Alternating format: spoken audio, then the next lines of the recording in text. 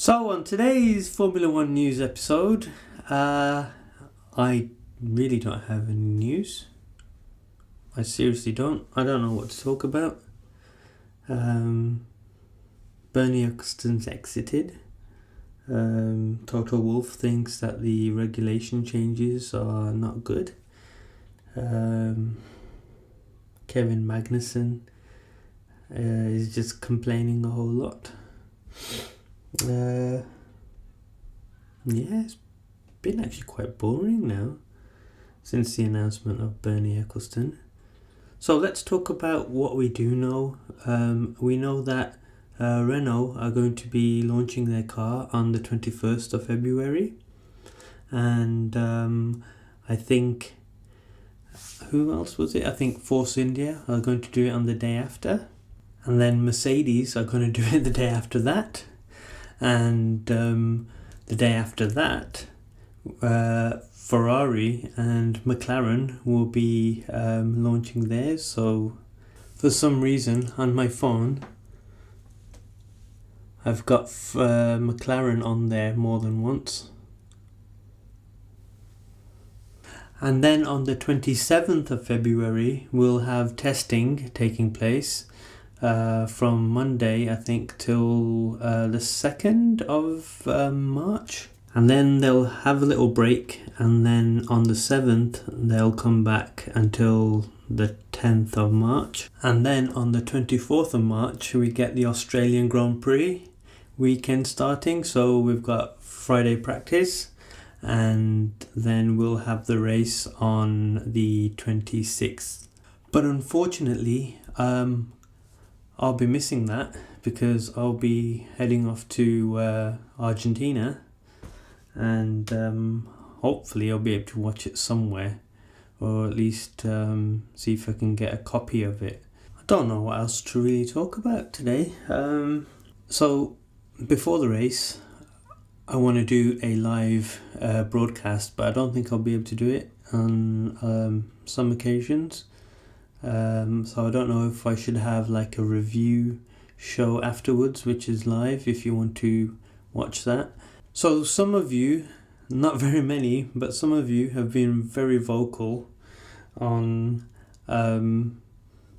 your predictions and your hopes and dreams for the 2017 season. So I received only three emails out of all the almost on one video, the very first one, I've got 1,000 odd views now. So I've got an email here from somebody called David Z. I don't know if Z is the first initial of your surname or not, but you haven't told me where you are from. So David from the internet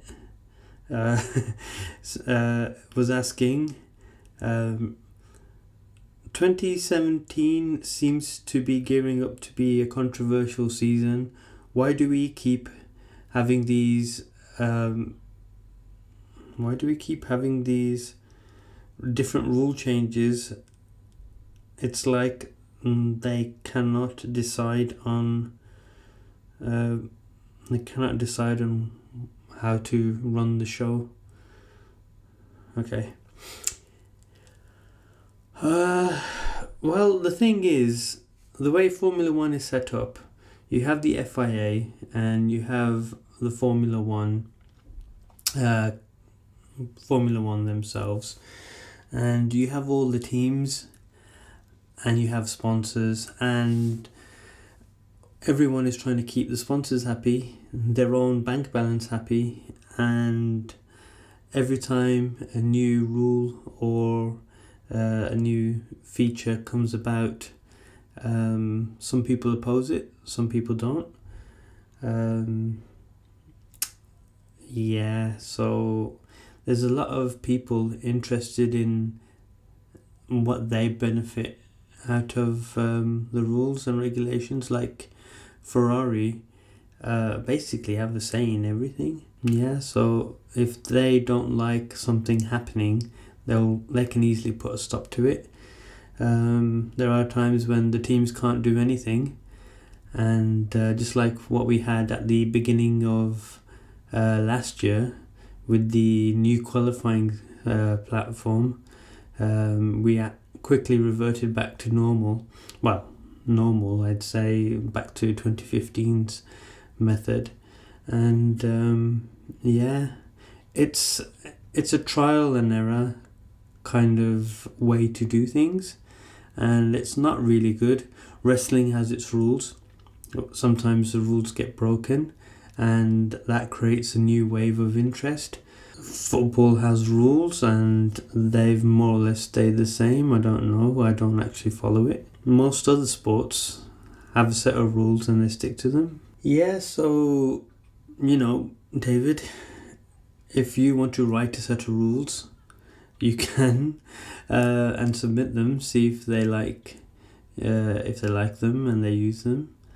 But there are too many cooks actually in Formula One when it comes to rule making and regulation making.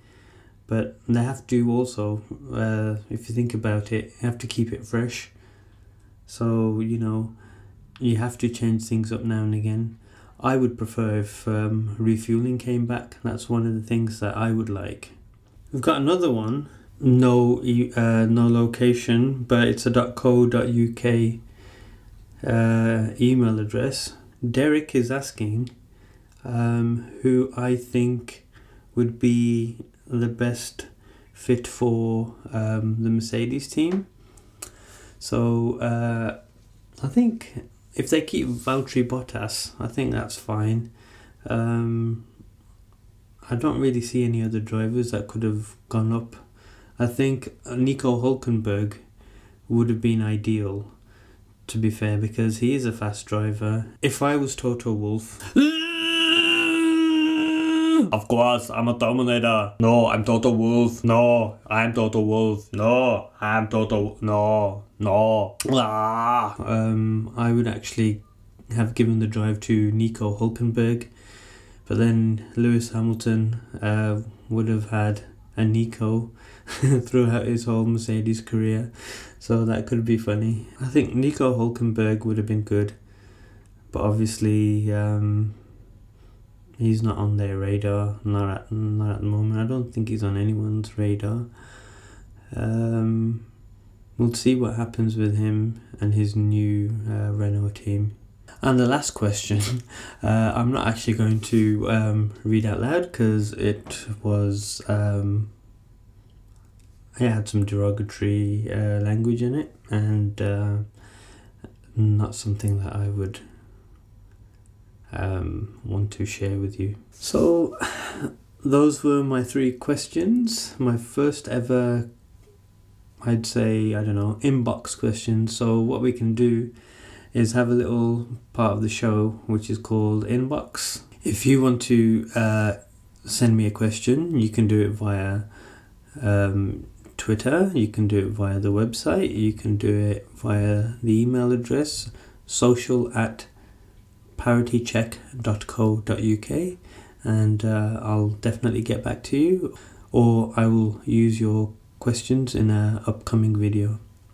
So I'm thinking, let's just do a couple of the Formula One terms or glossary, and let's go for, Parc Ferme. So Parc Ferme is a place in the pit area where all the cars are fenced off and they're not allowed to be touched by any team members. So this is after qualifying and then after the race.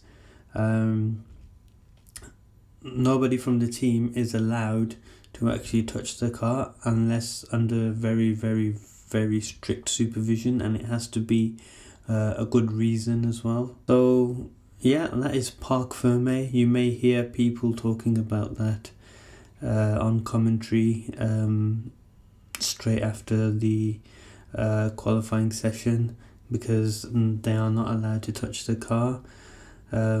until I think it's been checked by the FIA. I think that's the reason why, just to make sure there's nothing dodgy going on. So the next one is pit wall. So you'll see cars coming out of the pits and then going onto the track, but on usually the left hand side you'll see that there is like a wall, the actual pit wall that blocks you from the actual racetrack. There's a whole load of team personnel, so you'll see Christian Horner there, you'll see all the other team heads there, and what they are doing is basically race control. So they'll be talking to the driver if it's required. The team will have their drivers, main engineers on the radio to them. So there's been times when you've heard, like you've heard Paddy Lowe, you've heard even Toto Wolff, you've heard like Pat Simmons, what's his name?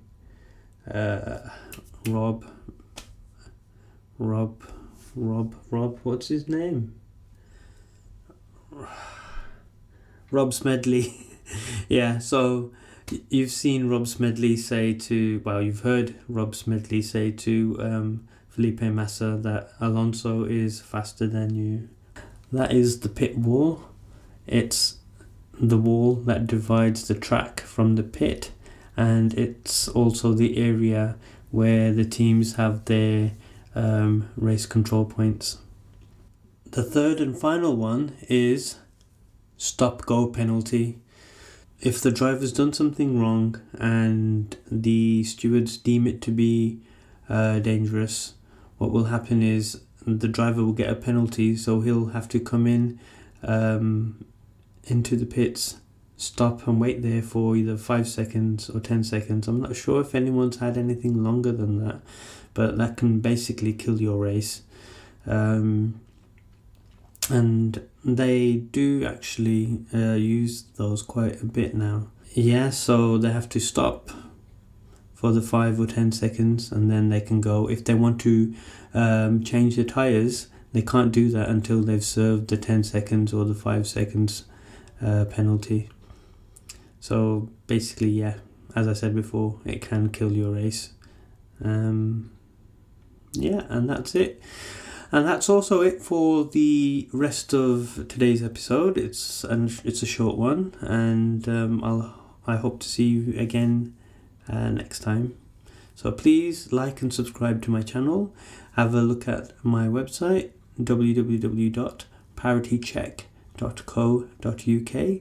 So until next time, thank you for watching. Goodbye.